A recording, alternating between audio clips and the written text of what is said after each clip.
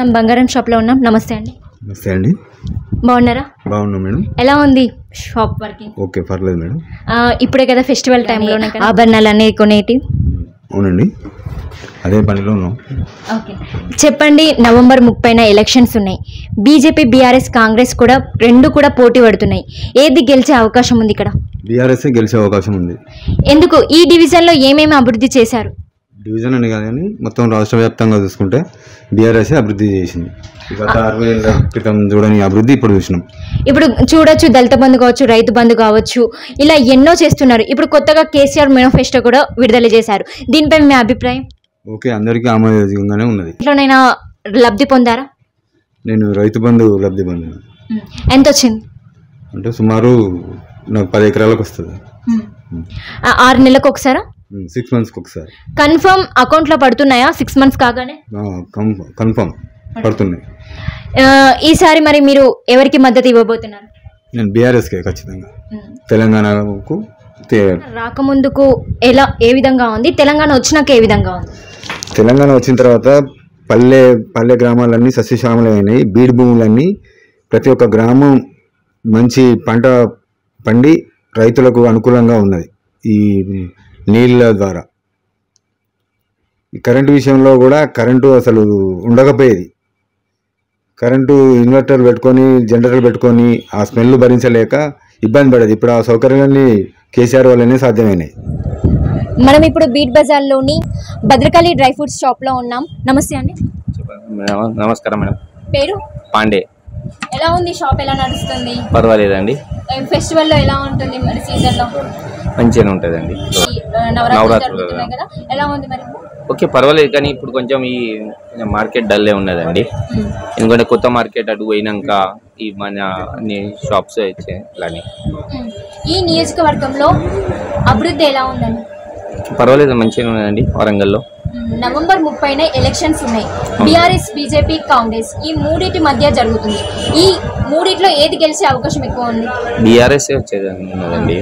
ఇక్కడ ఎమ్మెల్యే అభివృద్ధి చేస్తున్నాడా? చేస్తుందండి మంచిగానే. నరేందర్ గారు మళ్ళీ నరేందర్ వచ్చే అవకాశం ఉంది? వస్తారండి. మంచిగా పర్వాలేదు. ఎందుకంటే వేరే లేరు కదా అండి. మంచిగా ఇట్లా అని వాళ్ళు మంచిగా చేశారు. మంచిగా బీఆర్ఎస్ ఉంటుంది నరేందర్ గారికి. మేము వాళ్ళ మంచి ఇట్లా అని. మనం ఇప్పుడు రోప్ అండ్ సప్లై షాప్ లో ఉన్నాం. నమస్తే అండి. నమస్తే మేడం. పేరు? రవి. బాగున్నారా? బాగుంది మేడం. ఎలా ఉంది షాప్? ఎలా నడుస్తుంది? ఇప్పుడు కొంచెం నార్మల్ మేడం. అంటే ఎప్పుడు గిరాకీ ఉంటుంది ఈ షాప్ అనేది?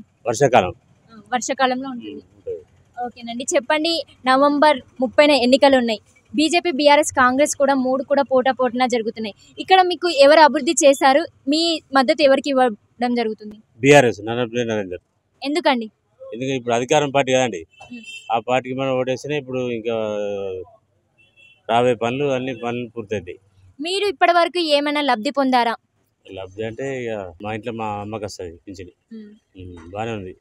కొత్తగా కేసీఆర్ మేనిఫెస్టో ఉంది కదండి, అది ఏ విధంగా ఉంది? ఇది బాగానే ఉన్నాయి మేడం, బాగానే ఉన్నాయి. కేసీఆర్ గతంలో అన్నవన్నీ కూడా చేశాడా? చేస్తాడు. ఒక్కసారి చేయలేరు కదా, చేస్తాడు. ఒకటి తర్వాత ఒకటి చేస్తూనే ఉంటాడు.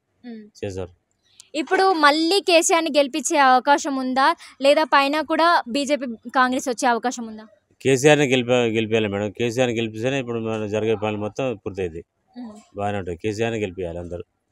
ఇప్పుడు వచ్చేసి నన్నపనేని నరేందర్ కేవలం ఎలక్షన్స్ టైంలోనే వస్తున్నారా? ప్రజల మధ్య తిరుగుతున్నారా అప్పుడప్పుడు కూడా? ప్రజల మధ్య కూడా అప్పుడప్పుడు తిరుగుతాడు.